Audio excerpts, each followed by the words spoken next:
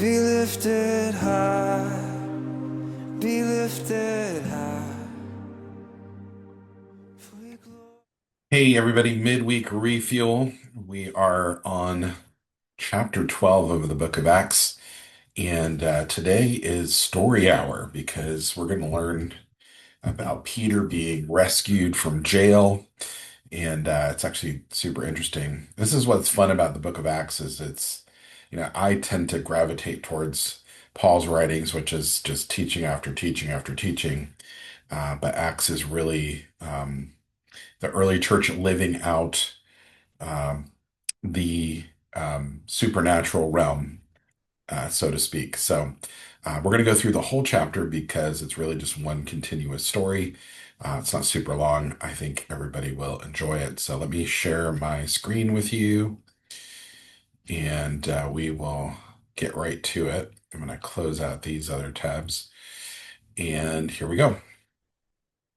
Peter's miraculous escape from prison. During this period, Herod incited persecution against the church, causing great harm to the believers.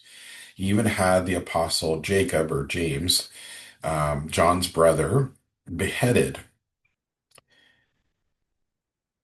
Sorry, that just took me by surprise. Let's keep going. When Herod realized how much this pleased the Jewish leaders, he had Peter arrested and thrown into prison during the feast of the Passover. So that's an interesting statement because it gives us insight into how the power dynamic worked, where, Herod is in charge in Rome, and there's Jewish leaders who are really being used to keep the peace among the Jewish people. And so it's sort of a mutual admiration society there. Herod wants the Jewish leaders to make sure they maintain control, and so he wants to do things that uh, give favor not only for them but for him, and they're just working for each other's ends. So here, he arrested Peter because it would make them happy. 16 soldiers were assigned to guard him until Herod could bring him to the public trial. Isn't that interesting? They had him surrounded because they didn't want him to be broken out of jail, which I think that is interesting in and of itself. Immediately after the Passover celebrations were over, the church went into a season of intense intercession, asking God to free him.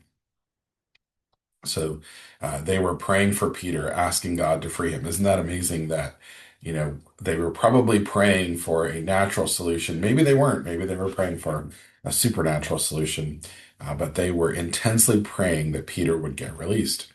The night before Herod planned to bring him to trial, he made sure that Peter was securely bound with two chains. There we go again. They're making sure that uh, nothing crazy happens. Peter was sound asleep between two soldiers with additional guards stationed outside his cell door. Now, this is where it gets interesting. When all at once an angel of the Lord appeared, filling his prison cell with a brilliant light.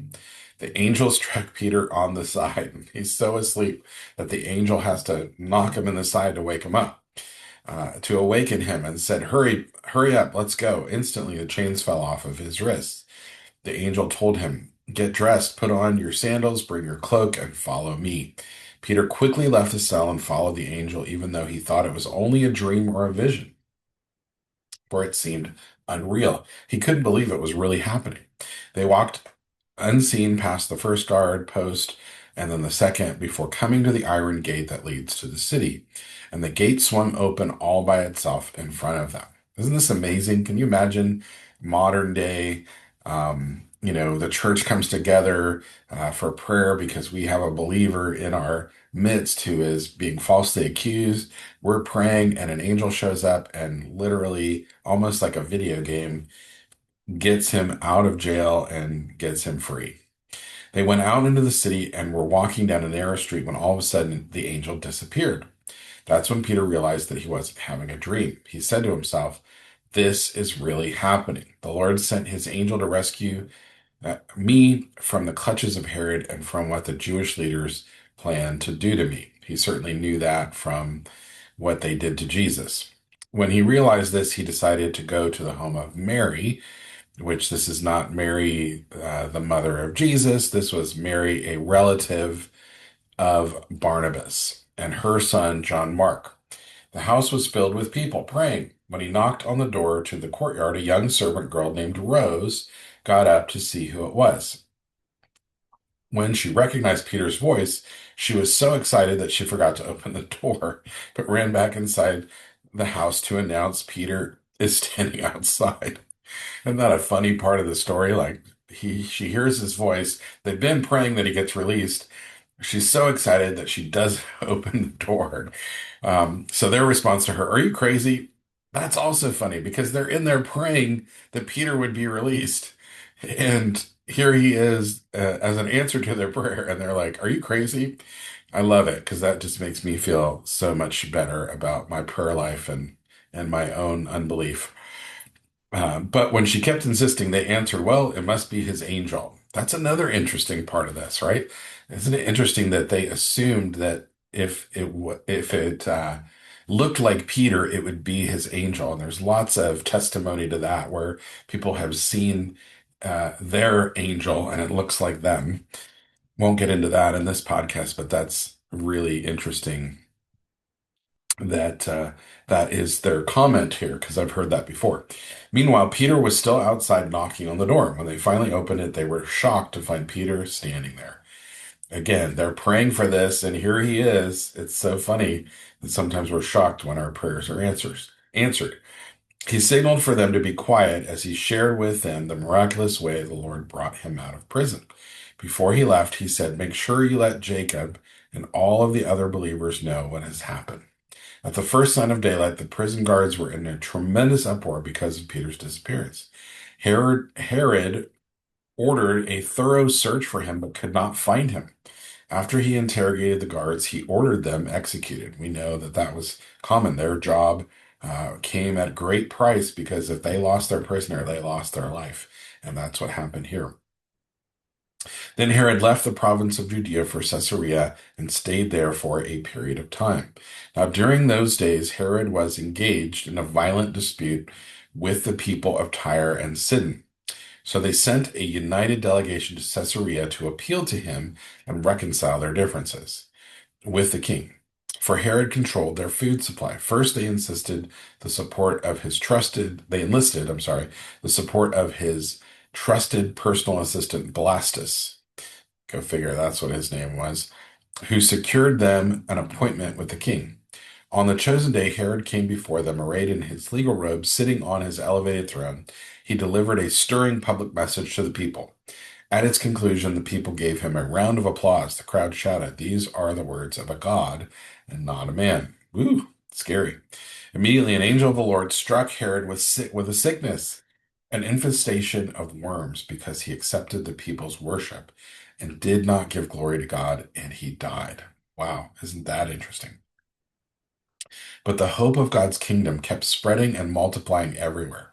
After Barnabas and Saul had delivered the charitable offering for relief, they left Jerusalem, bringing with them a disciple named Mark, who is also known as John. So we heard about John Mark at the beginning when it was Mary, who was a relative of Barnabas, that was her son. And here we read about him at the end, who now he is connecting with Barnabas and Saul to be a part of their ministry. And so you get the picture of just this excitement of people living out what the gospel looked like. You know, like it wasn't just a belief system. It wasn't just we go to church and here are the things that we learned, but they were actually putting it into practice and they were actively seeing signs, wonders, and miracles on a continual basis. And I think we're living in those times again. I think, you know, there's so many things that are happening around us that are just causing us to scratch our head. And here's the good news. We have a relationship with an eternal God who is in charge.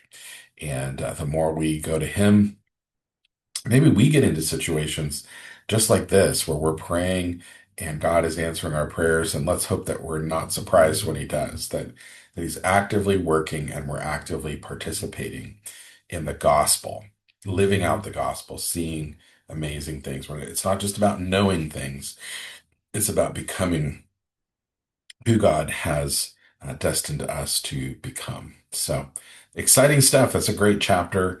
Not a lot of teaching to do there, other than there's some important things to highlight, and that we can see it operating practically in the lives of believers, which means it can also operate practically in our lives too. All right, I will see you guys next week for chapter 13 of the book of Acts. Be lifted high, be lifted high.